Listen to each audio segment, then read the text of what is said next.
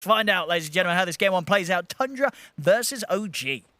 Yeah, because I don't want to count. I'm not counting OG out by any means. I actually still really do like their draft. I just think Tundra's is very comfortable with them. But Tundra does lack some stuff inside of their draft too. They don't really have the greatest forms of disable. It's all like coming out later on when they get like Centaur Stomps and the Visage Familiars.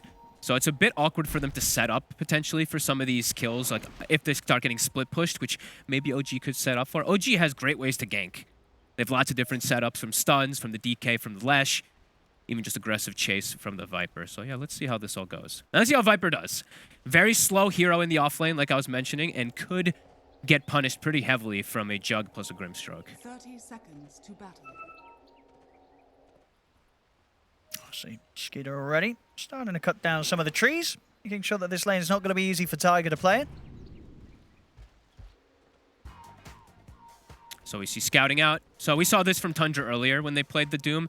They put this deep ward so that Saksa can actually get information of what creeps are in the area, so he can go and eat the proper one. And we're seeing OG, they're prepared. So they block this camp to prevent the Doom from having all those options to eat creeps, and they even get a D ward. So good homework done from OG. Tundra will be able to start off with the favorable bounty rune pickup, 3 for 1. And for me, it's eyes on top. I want to see how Amara is able to do in this lane. If he dies, even like it's a lot for this Viper. If he steps up out of position once or twice versus this Grimjunk, he can just die. There's a lot of room to chase, and he's a very slow hero. How well is sort of Tiger as a support treant able to sort of punch into these guys? Could be a little difficult. This Fortree is something that I think T1, I believe, is one of the teams that really likes to play it. As the 4 position in particular, but yeah, let's see. I think his pick is more so about like the later style, having that BKB disable versus the Jug spin, having heals to offset. I think for laning phase, it's going to be a little hard for him to protect Viper too much, but we'll see. Mid, BZM, 3 and 3 after one of the first waves. We'll be able to dodge the blasts as well. And what do you sort of expect out of bottom? Is this going to be free farm for Yuragi or Saxa and 33? You know, can they sort of outdo the heals that Seb's going to be providing early? Depends on the creeps, I think, that Saxa get. We'll have to see which one he's able to grab once he gets his Devour. Looking at the options that he's got right now, they're not great. He doesn't actually have any of the good creeps. He has double Centaurs, the other camp is blocked, and then he has just like a ghost creep that he could eat, which is not great, so could see this Lesh do pretty damn good down here. Seb could die. There's a lot of burst damage that comes out. It's an unexpected burst, too, from Scorched Earth and Soul Assumption. But I think the Yuragi should be okay. And BZM, look at him. I mean, getting in underneath the tower to keep these denies going. 9 and 4 against the 5 and 0 of 9. Nice. We'll still see the Kata will catch right back up, as we've seen multiple times. The way that Nine's going to play this is he's just going to start doing the double stacks. And even on Dire, you can triple stack that we've seen before. If you go to the hard camp, the medium camp, and that other hard camp, you can actually hit the left camp, blast to the right, and get that triple stack going, which we'll definitely see 9 do. But a great start for BZM. He's going to have absolute free farm on a DK, and yeah, it's actually seeing Yuragi having to back up off the wave a tiny bit. Not getting a huge amount of farm out of this lane so far. Only 3 CS. Actually, it's just, I mean, Soul Assumption is a crazy nuke level 1. One of the strongest, if not, actually I think it is the absolute strongest, so. It's like a 235 nuke at level 1. He's got a good juicy creep wave coming in under the tower though, so this will catch him back up. Oh, Saksa actually found himself one of the creeps. Okay, there we go. So now they should be able to actually apply a lot of pressure onto this lane. He got the best creep in my opinion at the moment. This and the Ice Armor is absolutely broken, so actually, where the hell did he even find that? I didn't see where he found it, to be honest. It was at this camp here, right? Oh, it was this camp. You're right, actually. Sorry. I thought it was a different spawn, so he is now going to be able to slow down Yuragi's farm. They're not going to be able to pressure the Visage either, so yeah, great pickup from Saksa. Sorry, I was blind for some reason. It was very silly of me. They're going to run him down here. It's a lot of damage. He's dead. He's gone. All right, well, there you go. First blood for Tundra down bottom as Yuragi having a tough start. I know, and this creep is broken, honestly. I have to say it. You literally burn the enemy lane's mana, and you will have pretty much infinite mana on your side. So I think this is going to be really problematic for OG. I mean, yeah, because every 18 seconds, you're spending 50 mana. And you're getting a bonus 2.5 mana regen. What's 18 times 2.5? That's 34. It's like 45. It's 45. So it pays for itself. Yep. It pays for itself. And you see that every time they have mana to spam every spell. So Scorched Earth gets popped, they both take super amounts of damage. Even Seb almost dying. A Soul Assumption, another one. Jesus. This is a lot of firepower coming out from Saxa and 33 in this lane.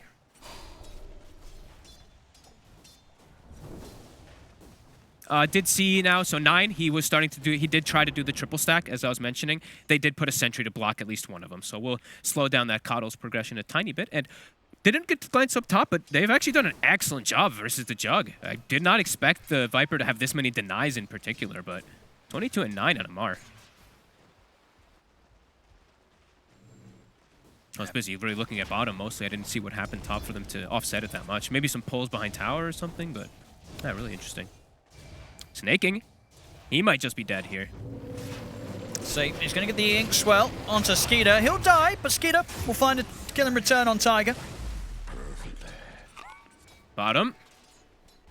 Sucks so low. One more tap would have gotten him.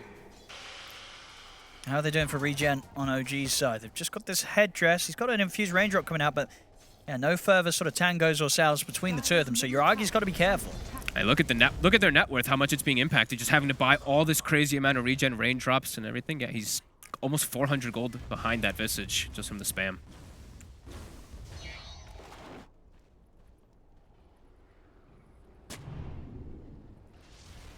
All right. So winners out of these first 5 minutes. I think OG's probably pretty happy. I mean, BZM and Amar having this excellent start, I think, is really important for them. But I think Tundra's also just fine with the way that everything happened because they are slowing down the Lesh's farm. 9 is going to be able to get that top net worth very quick to get that boost of travel to open up the map. I see Tiger heading over to this area, continuing to try and just slow down what Tundra's able to set up in their jungle. Immediate D-ward. He just keeps blocking, yeah. He's just throwing these sentries down. This is really good stuff from Tiger. Making sure that it's not going to be too easy to keep the stacks going. But Snake King, he's done a fantastic job of making sure that Tiger's work is completely destroyed. Boots of travel done. So 9, he's going to be able to move around the map very quickly. And that's, I mean, bottom could be in a lot of trouble on the side of OG if 9 is looking to pressure down there. Because look at their HP pools. 860, 660. Already seeing them pretty much die to the Visage and Doom. A little bit of that Illuminate damage. Max Illuminate will just kill both. So 9. See where he goes. I'd imagine it's bottom. Yeah, and he's making his move down. And a natural progression for him, too. This Coddle, he can just go for that Vessel that we've seen him do most games. Yuragi, I mean, at 9, lines it up perfectly. I mean, it's still so silly. Honestly, the blast facing the wrong direction is still crazy. It was showing he was blasting down and it goes sideways, so Yuragi maybe got played a little bit. So yeah, he'll be able to get that urn in that Vessel really early, and look at this Vessel game. Tree, Lesh, Io, DK. A great Vessel. Pick up once he gets able to get it. BZM continuing to poke the mid tower. Bringing it down to about half HP. And this is, of course, going to be his strength when 9 is making those movements. Bottom lane, BZM. He's going to come in for a rotation. It was spotted, though. 33 had the birds right on top of it. Get the Dragon Tail off onto Saxa. Not quite able to get in range for the split earth. It's still a lot of burst to breathe fire. Saxa, he'll make it up to the high ground, but that last hit from BZM will finish the job off. Further TP's coming in now in response from Tundra. I want to see if they can try and protect their Visage. Good familiar stuns. 33's able to turn and get the Soul Assumption off. Snake King in range with the Ink Swell stun onto Yuragi, but he's being healed up by the Living Armor. The Visage Burst staying on top of the Lesh, but Seb, he's healing up Yuragi. 9 needs to find a connection with another blast. He gets it. Takes down Yuragi. He's going for another. He takes the point in Solar Bind. Control there once more from 33. With those familiars, BZM. He's got the Living Armor. Seb. Ooh. Tether in a couple of seconds, won't be able to connect with the blast. BZM and Seb will live. Amar getting space, though. Able to push the Jug out of the lane. Skeeter actually jungling. Amar now getting tower damage out of this, but so much moves bottom. They continue on Tundra. Seb. He's looking pretty dead this time round. Soul Assumption does it. BZM.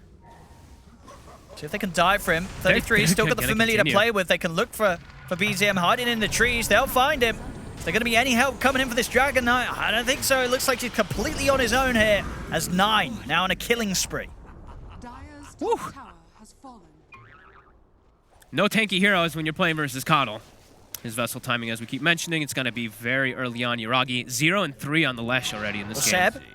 Seb. He's TP'd in. He needs a buddy. And Snake King, they're ready for him. As Wall Tether, he's away in time. Only just there. Yuragi able to save him, give him an opportunity to get out of there. Saved by Taiga, giving him the living armor before they make the move. Otherwise, he's dead. He would have actually died if he didn't get living armored right away. Seb, a little bit of a risky move.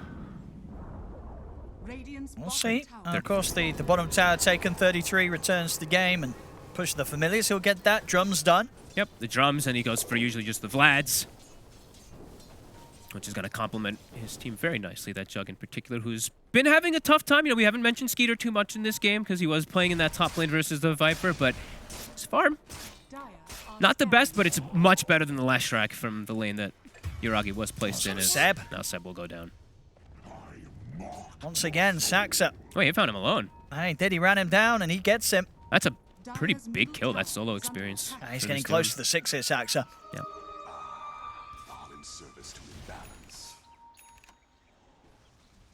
7-3.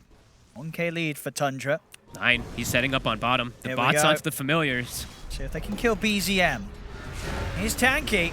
Let's get the Dragon Tail stun off quickly onto 9, so we'll slow down the immediate outburst of damage. Seb, gonna try and come in with the save. The living armor BZM, he's gonna get taken out in time. Seb, keeping BZM alive. Back in action though. Saxa, he'll be the one to fall. As he ticks out the damage of BZM and Amar. Great Skeeter. save there from the supports of OG in the mid. Oh, a bit of Yuragi tried to run him down. Skeeter just turns with the Blade Fury. He's actually the one to get the kill. Yuragi feeling a little overconfident there. And now Amar, first time he joins the game after free farming top, goes He's down. dead as well. Uh-oh. Oh, these deaths, they are painful for OG. Yuragi and Amar taken out. Tundra, they'll be able to keep the pressure on bottom. And 11 minutes, it was starting to... Yeah, this is what we've seen from Tundra before. They speed it up very, very early. The Coddle's map presence is just, it's too fast. He's everywhere. And he's pretty much got the vessel done in another 300 gold. So that's going to add that extra element that will definitely, like in that last situation, if vessel's done, BZM is dead. So it's going to offset the heals that Seb's able to provide completely. And Skeeter completely catches back up too. He gets that solo kill on the safe lane. A huge play for him. He almost got killed himself because he went for the Omni initially, and Yuragi was able to pull it onto a creep wave and then reset, but then Yuragi got too close and actually just got spun down. So a good call from Skeeter to stand his ground and commit back in for the kill. All right, yep, vessel done. It does feel a bit difficult for OG until they have this Blink Dagger on BZM. Getting close, so once he's got that, they can look to make their own aggressive moves, but yeah, still just feeling that pressure from Tundra. It's ramping up a bit too fast. They're just surrounding these towers with the numbers. Look at this in the mid.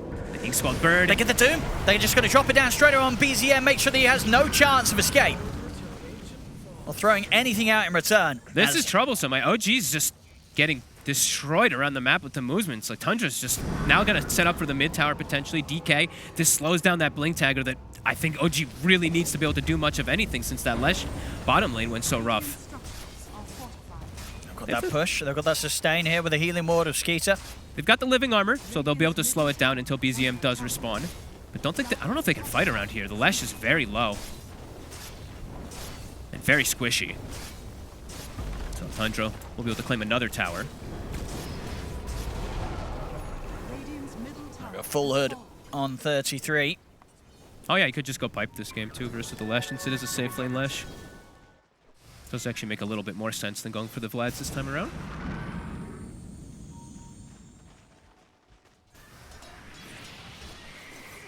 Tiger. He's trying to find some levels down here, but it's got to be careful with 9 darting across the map. They have to make sure that they address the lanes. They have to have one person always split pushing out the bottom lane. Otherwise, yeah, they'll have lane issues because the Coddle just moves around so fast with Butcher Travel, shoving lanes almost instantly. So you see like Amar, he's just now leveling level 3 Nether Toxin to push out waves as fast as possible too to offset the Coddle presence a little bit. But yeah, 2k lead right now for Tundra.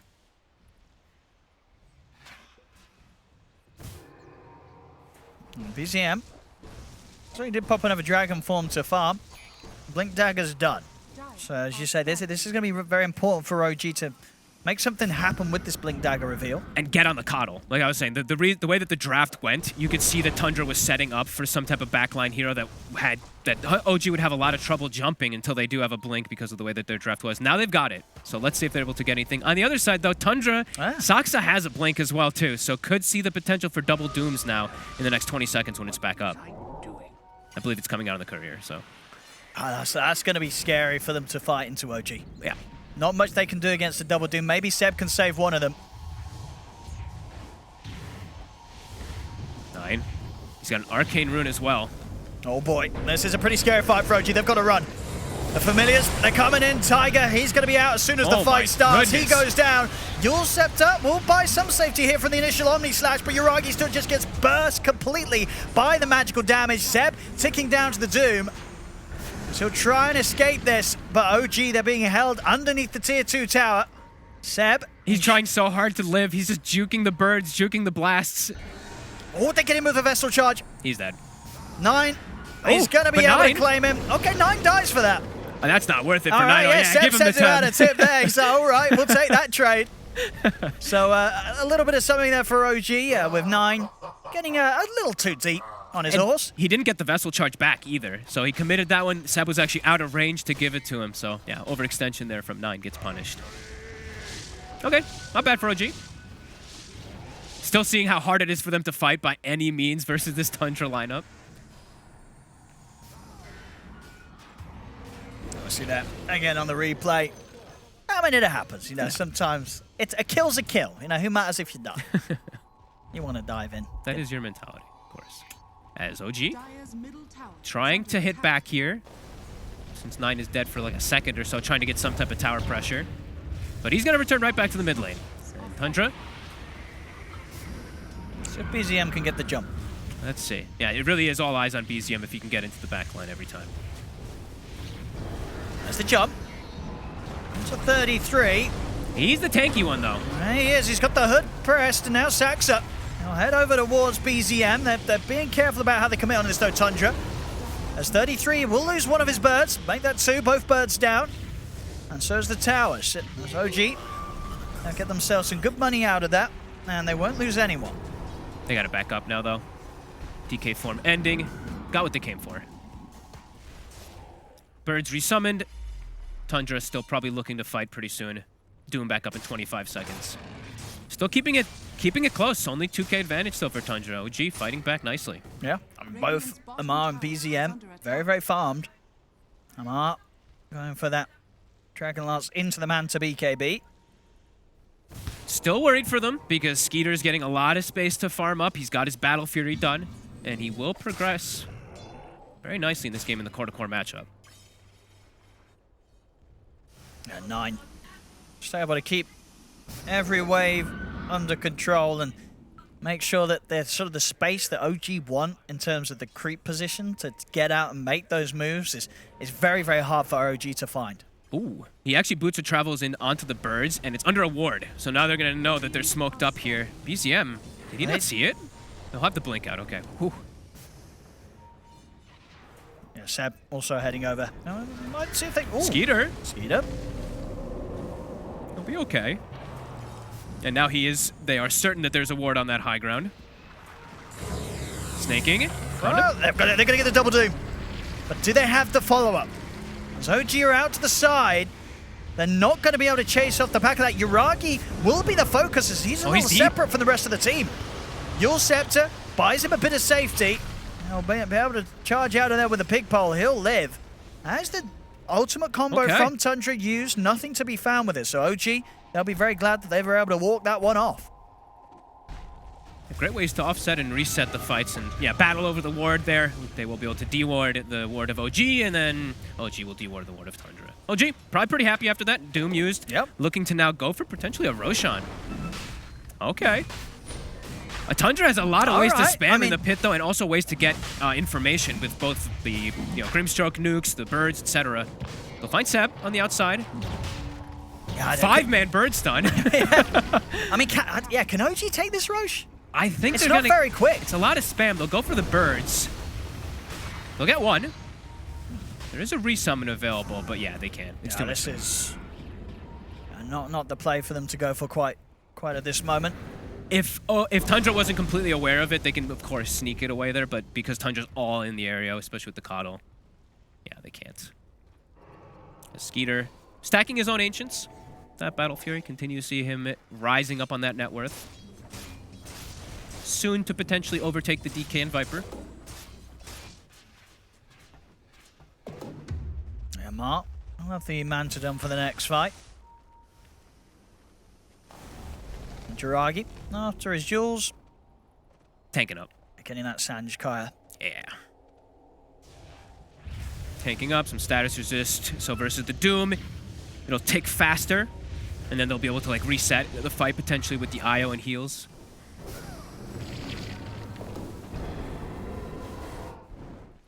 $4K lead. Still seeing Tundra now starting to gain a little bit more ground with the way that they're getting their farm split up. Philosopher's Stone on snaking, Battle Fury on the Jug that we were mentioning, and 9 just naturally being able to blast those waves so fast. 9 is a pretty close to his E-Blade too, about 600 gold off. So that's going to be another element that I don't know how they're going to tank versus still on the side of OG. They're still very burstable. The Lesh and that DK still ways away from anything like a BKB.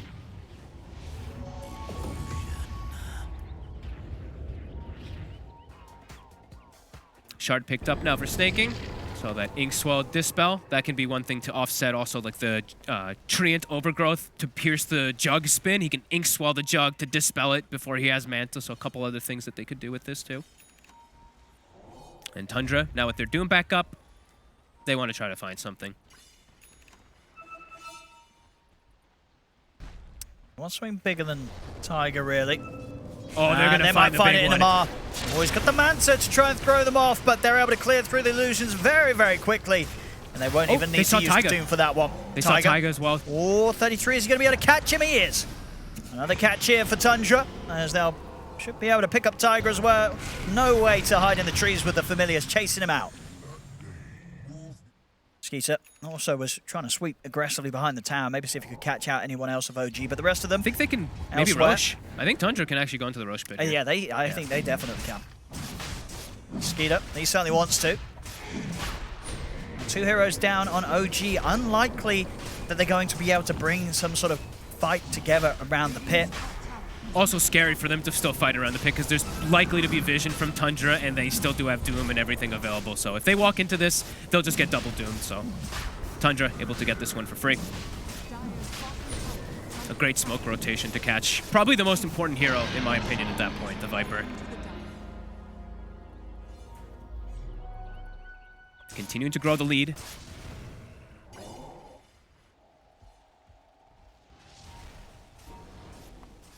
OG, they maybe trying to see if they can do something whilst they know that 9 headed to the bottom lane, but Skeeter, He's got the Ink Swell on him, so he's going to be able to just reset and run away. yeah, he's going to be fine. It's very hard for them to go on them. It all relies on either BZM getting that Dragon Tail stun or Tiger choosing to commit the Overgrowth. Of course, he holds back on that. Would have been an awkward position to try and go for the Jug, especially if they wanted to do it twice. Yeah, the Ink Swell was already casted on him too, so it's like, oh god, if we Overgrowth, it's going to be like a 1-second Overgrowth that gets dispelled versus this Shard. 9 continuing to just deal with those side lanes while his team is grouped up together. And they're going to look to try to catch him, but Tundra is predicting this move. Oh, BZM. Oh, he's gone. They've found him. It's getting very, very difficult for OG to make moves on the map at this stage. Even letting Skeeter pick up the kill there. The team setting things up for the Jug to clean up. Oh, I think they just found Seb as well too. I think did they catch vision of it? It looks like they know. They're aware of that. So Seb also gonna get brought down. Tundra, this is one of their bread and butter drafts, and it's all coming together, and they're not even having to commit Doom a lot of the times. They're just saving the Doom for the bigger opportunities. And Soxa now also has a BKB done. He's got Blink BKB before the DK does, the core DK. I know Tiger's here as well. Straight from the top lane to the bottom lane, Tundra, there's no slowing them down. It's starting to feel pretty impossible for OG to fight back. The DK's just too far behind. He's close to BKB, I guess. Okay, about 1,000 gold. But even then, they're starting to just rack up too much. It feels like Tundra's just got too much control, and now like with the side lanes just keep being shoved, continuously being shoved in from 9, there's not really space for OG to catch back up and farm. They have to somehow win a fight, but it's looking impossible. Sax is ready to go in on the mid, I think. Sure is. Here we go, jumping in. Your Scepter will help dodge the Inkswell combo, but as soon as he comes down into the stun and the Omni Slash, Yuragi doesn't stand a chance. Seb also to be chased out. The kills just continuing to rack up here for Tundra, as OG showing little signs of being able to slow them down now. Right now, OG just farm BKB on DK and then try to take a fight. Until then, it's impossible for him. How close to the Viper as well, too. Mar, he could disassemble the Dragon Lance and then finish it up pretty soon. But yeah, even with those, it still feels so hard to fight into this double doom potential that Soxa just continues to hang on to, waiting for like a big fight. And yeah, it's literally just Tundra running around as 3 or 4, and 9 is literally the only one who's addressing side lanes with his bots. I mean, an OG know as soon as they sort of show themselves down bottom, they're immediately seeping away. Yeah. It's not easy for them to push the lanes back out against this pressure from Tundra. Soxa, invis up. They have vision up here, so I do think they do see these Ancients attempting to be cleared. Tundra. Skeeter will get stunned first. Yeah, but Saxa, he's going to get in onto Yuragi. Skeeter, he's going to go down, but he has that Aegis. The double doom down onto Seb and Yuragi. Seb will fall. Saxa does die, but of course Skeeter coming back for a second round off the Aegis. He's ready to go. Amar, he manted himself up there, I think. Oh, he's going to try and TP out, but he gets knocked down to the low ground, dies to the damage at 33, and there it is. Yep. GG, 25 minutes in, 24-7. Tundra will take this game 1. Bread and butter draft. I think they set it up perfectly too, and very quickly you could see what was starting to happen. OG could not handle the side lanes. They kept getting split up, and then they kept getting caught out because Tundra's just making the right moves around this Coddle.